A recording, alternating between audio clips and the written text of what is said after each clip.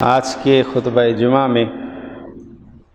قرآن کی چند آیتیں، نبی صلی اللہ علیہ وسلم کی چند حدیثیں فتنوں کے دور میں ہمارا کیا کردار ہونا چاہیے، اس موضوع پر رکھوں گا، آپ کے گوش گزار کروں گا۔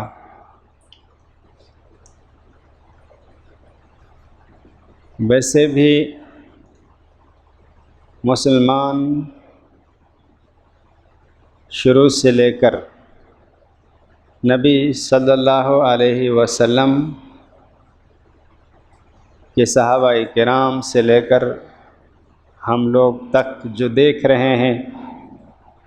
تاریخوں میں مطالعہ کر رہے ہیں، تو اگر مسلمان ہے تو کسی نہ کسی آزمائش کا سامنا کرنا ہی ہوگا۔ بغیر آزمائش کے ایک مومن کی زندگی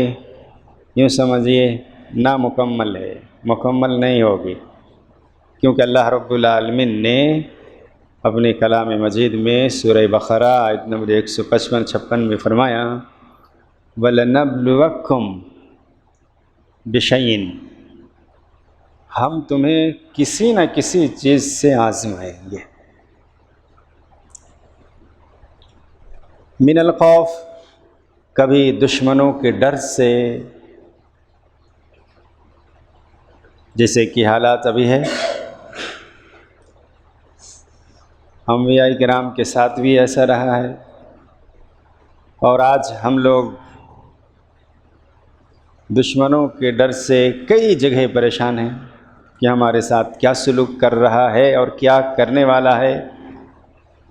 تو من الخوف، دشمنوں کے ڈر سے اللہ تعالیٰ آزمائے گا کبھی۔ والجوع، اسی طرح سے بھوک پیاس سے، تنگ دستی، فاقہ کشی، جس کا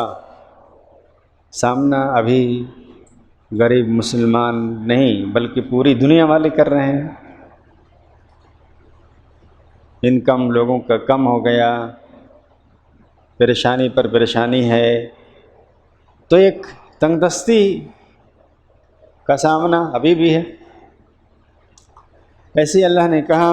وَنَقْسِم مِّنَ الْأَمْوَالِ وَالْأَنفُسِ وَالثَّمَرَاتِ، اسی طرح سے مال کی کمی، جان کے نقصان، پھلوں کے نقصانات سے بھی ہم تمہیں آزمائیں گے۔ 5 چیزوں کا تذکرہ اللہ نے کیا کہ ہم تمہیں ان چیزوں سے آزمائیں گے۔ تو 5 ہی نہیں ہیں، حدیث میں اور بھی بہت ساری آزمائشوں کا ذریعہ بہت ساری چیزیں رہی ہیں۔ یہ اللہ سبحانہ و تعالیٰ نے ایک موٹی باتیں اللہ نے بتلا دی ہمیں کہ ان چیزوں سے ہمیں تمہیں آزمائیں گے۔ تو اللہ نے کہ وَلَنَبْلُوَنَّكُمْ، لام تاکید، بنون تاکید، ایک گرامر ہے عربی میں، تاکید در تاکید، ہم ضرور آزمائیں گے۔ تو کوئی مومن آزمائش سے پرے رہ کر زندگی گزر جائے، ایسا نہیں ہو سکتا۔ کسی نہ کسی آزمائش میں، فتنہ میں آپ آزمائے جاؤ گے۔ تو ہمیں ان پریشانی اور مصائب کے وقت کیا کرنا چاہیے، یہ اصل موضوع ہے۔ ایک جگہ اللہ رب العالمین نے اور فرمایا سورہ انبیاء آیت نمبر 35 میں، 35 نمبر آیت میں، کل نفس ذائقۃ الموت، ہر نفس ویسے ہی مرنے والا ہے،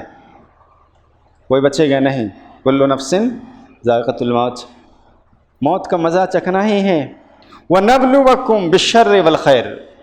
مرنا تو ہے مگر اس سے پہلے ہم کبھی تمہیں خوشحالی دے کر آزمائیں گے، خیر سے نعمتیں دے کر آزمائیں گے، کبھی شر دے کر، تنگ دستی دے کر،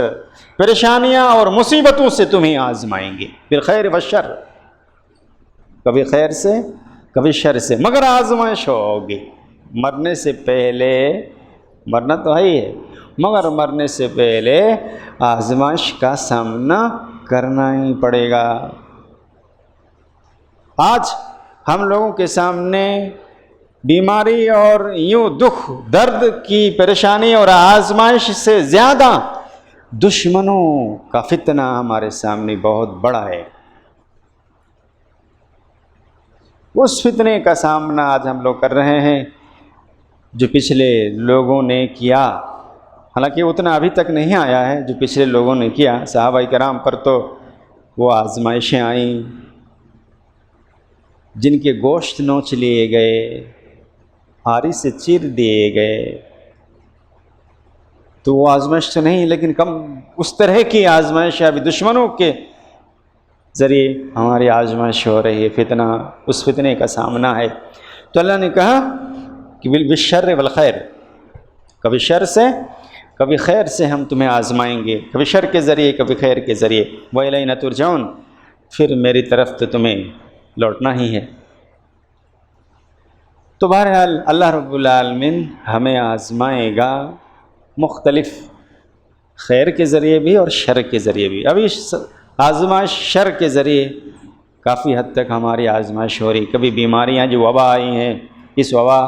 کے ذریعے، پھر دشمن مسلط ہیں سر پر، اس کے ذریعے آئے دن مختلف جگہوں میں مسلمانوں کے ساتھ ظلم و زیادتی ہو رہی ہے، ان کے جان مال گھروں تک نقصان کر کے پریشان کر رہے ہیں۔ تو اللہ سبحانہ وتعالیٰ کی طرف سے آزمائش، ہمیں کیا کرنا چاہیے، مسلمانوں کو کیا کرنا چاہیے ایسے موقع پر؟ آئیے ہم سنتے ہیں۔ نمبر 1، ہمیں فتنوں سے، آزمائشوں سے اللہ کی پناہ طلب کرنا چاہیے، اللہ کی پناہ طلب کرنی چاہیے اور دعائیں کرنی چاہیے۔ ایسے موقع پر اللہ سبحانہ وتعالیٰ سے ہمیں ان فتنوں سے اور ان آزمائشوں سے، دشمنوں کے شر سے، بیماریاں اور مصیبتوں سے ہمیں اللہ کی پناہ میں جانا چاہیے، ہمیں اللہ کی پناہ طلب کرنی چاہیے، جس کو نبی کریم صلی اللہ علیہ وسلم نے یوں فرمایا۔ زید بن ثابت رضی اللہ تعالیٰ عنہ راوی ہیں، مسلم کی روایت ہے، آپ صلی اللہ علیہ وسلم نے فرمایا، نصیحت کرتے ہوئے کئی باتیں ہیں، اس میں سے ایک بات یہ تھی، آپ نے فرمایا تعوذوا باللہ من الفتن ما ظہر منها وما،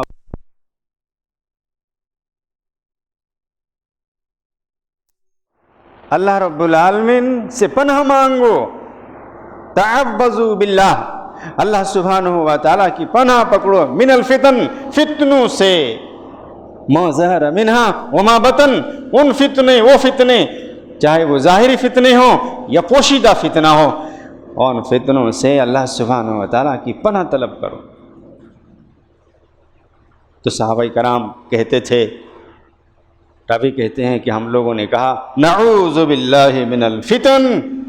ما ظہر منها وما بطن، یہ دعا کرنی چاہیے، یہ دعا ہمیں یاد کر لینی چاہیے، نعوذ باللہ من الفتن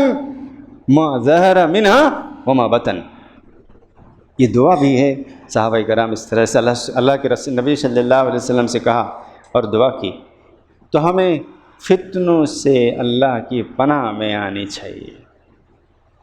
دعا یاد نہیں، اپنی لینگویج میں، اپنی زبان میں، اپنی بھاشا میں بھی اللہ کے سامنے کہنا چاہیے کہ اللہ فتنوں کا دور دورہ ہے، ہمیں ان فتنوں سے اللہ ہم سبوں کو محفوظ فرما لے۔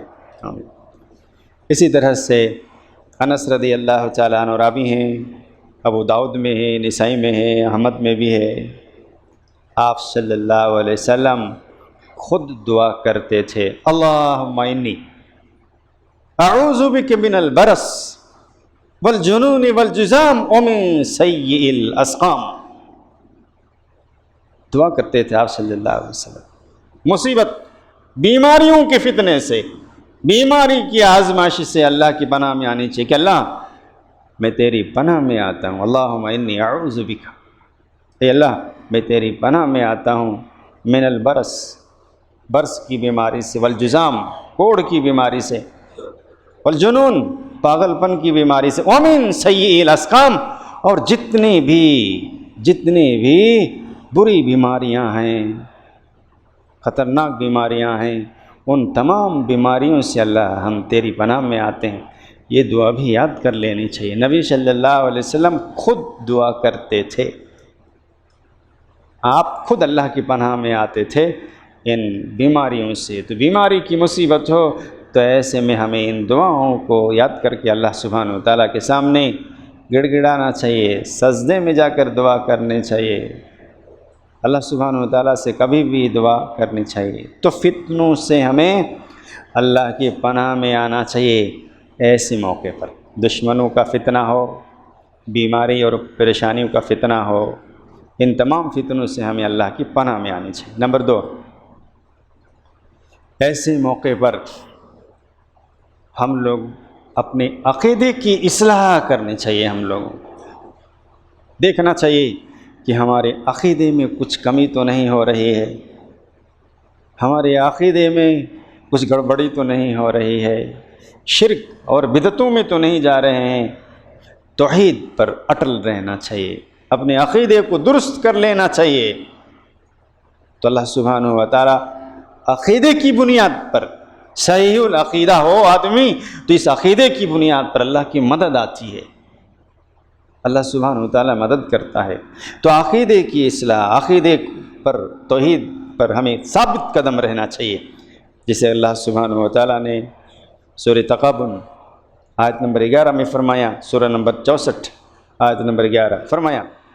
ما اصاب من مصیبت الا باذن اللہ۔ کوئی بھی مصیبت جب آتی ہے اللہ کے اذن کے بغیر نہیں آتی ہے۔ اگر بطور سزا آ رہی ہے تو بھی اللہ کے اذن کے بغیر نہیں، اور اگر بطور آزمائش و پریشانی مصیبت آتی ہے تو اللہ کے اذن کے بغیر نہیں۔ یہ ہمارے درجات کی بلندی کے لیے آ رہی ہے تو اللہ کے اذن کے بغیر نہیں۔ جو بھی مصیبت آتی ہے اللہ نے کہا ما اصاب من مصیبت الا باذن اللہ، جو بھی مصیبت آتی ہے، جس طرح کی بھی پریشانی آتی ہے اللہ کے اذن سے ہی آتی ہے۔ اگر یہ ہمارا عقیدہ درست ہو، پکا ہو، یہ اللہ کی طرف سے ہے، چاہے ہمیں سزا دے رہا ہو ہمارے کالے کرتوت پر، یا ہمیں آزما رہا ہو کہ ہم کیا کریں گے اس پر، چاہے ہمارے درجات کی بلندی پر، جس طرح کی بھی آزمائش ہے یہ اللہ کے اذن سے ہے۔ تو ایسے میں آدمی غلط قدم نہیں اٹھاتا، ایسے میں آدمی نہ خودکشی کرتا ہے، ایسے میں آدمی نہ اللہ کو چھوڑ کر کسی اور کے در پہ جاتا ہے، ایسے میں آدمی نہ ٹینشن لیتا ہے، وہ ایک اللہ پر مکمل طور پر بھروسہ رکھتا ہے کہ اللہ کے اذن سے ہے، وہ اس کی وجہ جو بھی ہو لیکن اللہ کے اذن سے ہے۔ تو اللہ نے کہا ما اصاب من مصیبت الا باذن اللہ ومن یؤمن باللہ یہدی قلبہ، جو شخص بھی ایمان کو درست رکھا ہے ایسے موقع پر، جس کا ایمان صحیح رہا، مصیبت، فتنہ، پریشانیاں، دشمنوں کی پریشانی ہو، فتنہ ہو، بیماریوں کا ہو یا کسی اور چیز کی بھی ہو، جس طرح کی بھی آزمائش ہو، ایسے موقع پر اگر ایمان درست رہا، ومن یؤمن باللہ، جس کا ایمان صحیح رہا ہو، جس کا عقیدہ درست رہے، تو اللہ نے کہا یہدی قلبہ، تو اللہ تعالیٰ صحیح راستے کی طرف اس کی ہدایت دیتا ہے، صحیح راستے کی طرف رہنمائی کرتا ہے، حل اور سولوشن کی طرف اللہ سبحانہ و تعالیٰ ہمارے رجحان کو کرتا ہے۔ کیا درست ہے وہ کرنے کی ہمیں توفیق دیتا ہے، کب؟ جب ہمارا ایمان درست ہو۔ کیا ایمان ہے ہمارا؟ کوئی پریشانی آتی ہے، مصیبت آتی ہے، اور یہ جو بھی ہوتا ہے تو ہم ایک دوسرے کو لعن طعن کرتے ہیں، وہ خراب اس لیے ایسا ہو رہا، وہ خراب اس لیے ایسا ہو رہا، یا اتنے ساری دعائیں کر رہے ہیں، اتنے سارے مسلمان ظلم سہ رہے ہیں پھر بھی اللہ کی مدد نہیں آتی، شکوہ کرتا ہے اللہ سبحانہ و تعالیٰ سے۔ تو یہ ایمان ہے،